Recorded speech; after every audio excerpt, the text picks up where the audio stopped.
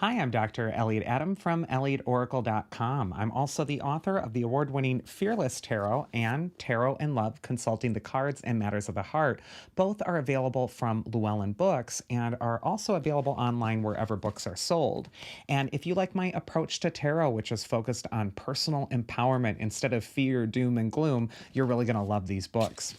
It is time for this week's Oracle reveal. So, yesterday on Instagram, I placed up a photo of three different animals, and I asked you to use your intuition and just ask yourself which animal's calling to you, because that animal has your message. It doesn't have to be your favorite animal, it just has to be the one that gets caught in your head as you're looking at the picture. So let's go into the animals. The first animal is the owl spirit, and this card says, "You see clearly now." An owl is known for its clear sight. It can see in the dark, it can see what other people can't. And if you're attracted to the owl spirit this next week, it might be a time to look at things as more than meets the eye. You might need to look at its hidden side, something that might be a little bit more in depth than how it appears on its surface. And also not judge that book by its cover.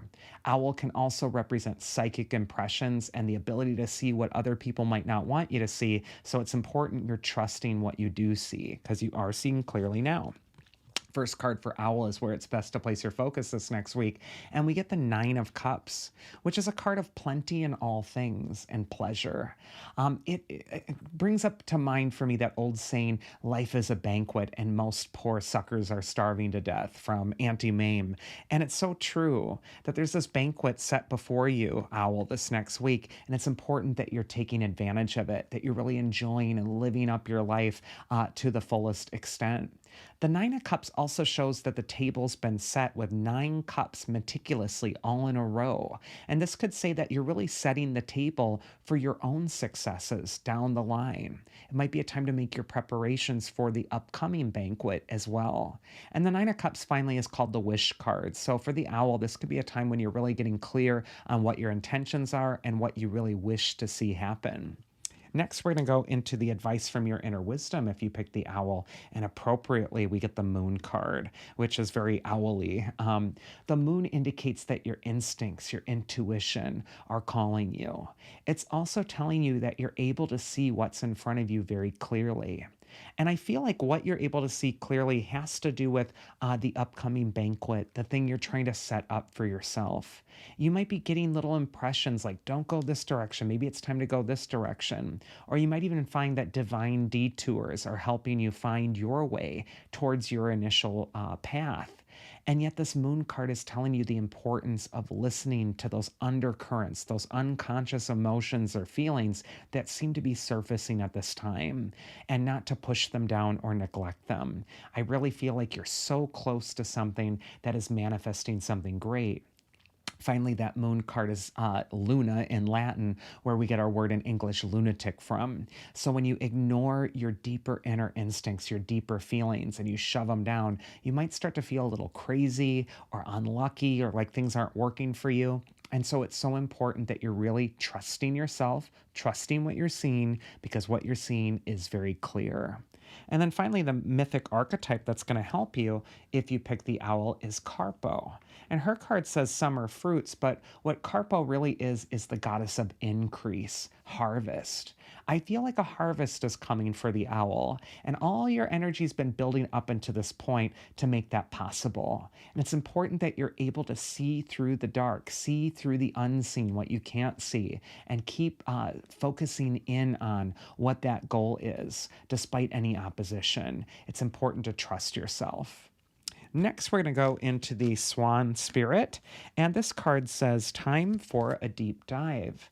And Swan is an archetype, an animal archetype, really of surrender to transformation or change. We think of the ugly duckling that turns into the swan. And Swan can also teach us that beauty is in the eye of the beholder. So what one person might consider beautiful or valuable may be different for another. And that it's important that we're really honoring what we feel is beautiful in our own personal transformation.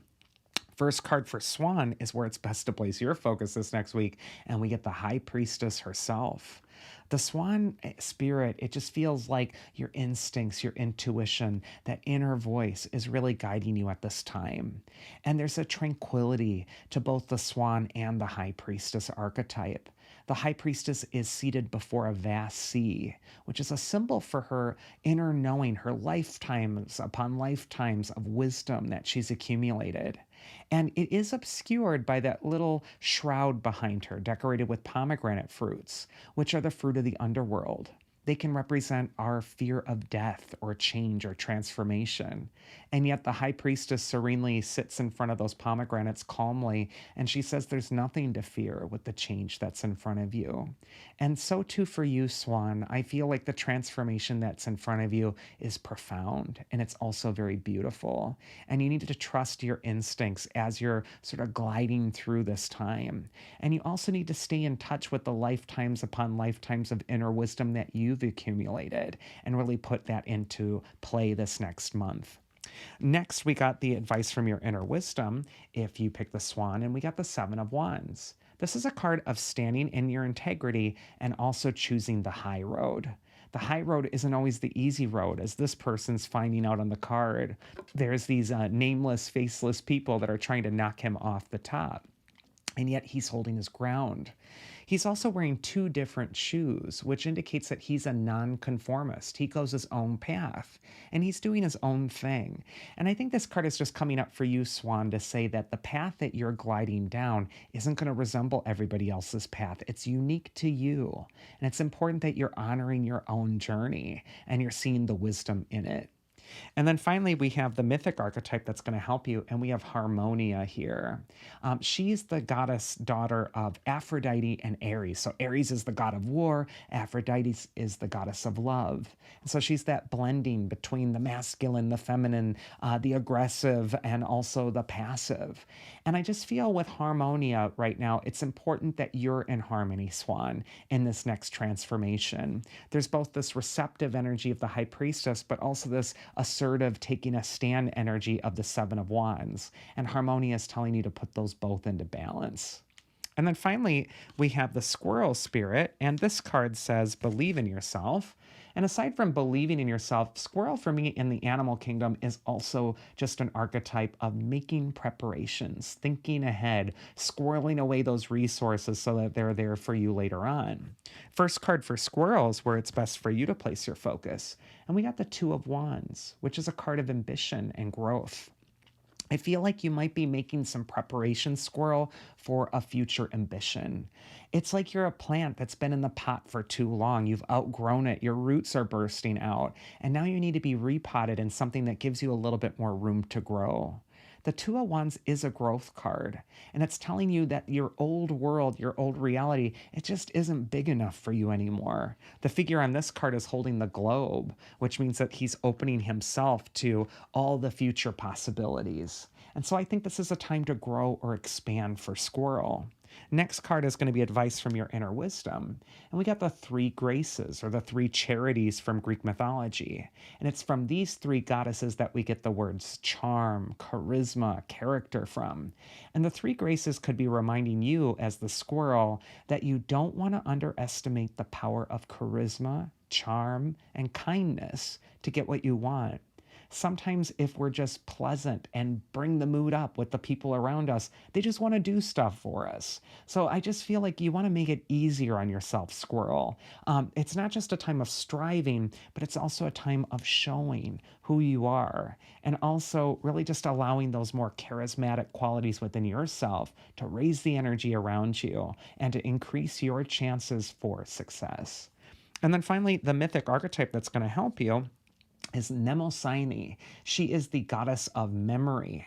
And I just feel like her telling me in my ear for the squirrel, remember yourself.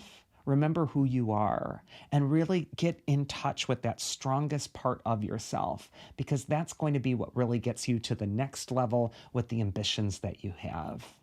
And that is this week's Oracle. I do hope you enjoyed it. If you did and you like my approach to tarot, you can always check out my books, Fearless Tarot and Tarot in Love. They're focused on empowerment. And also, you can check out elliotoracle.com and schedule a one on one session with me there. Otherwise, I hope you all have a safe and happy week, and I'll see you again here next time. So do take care.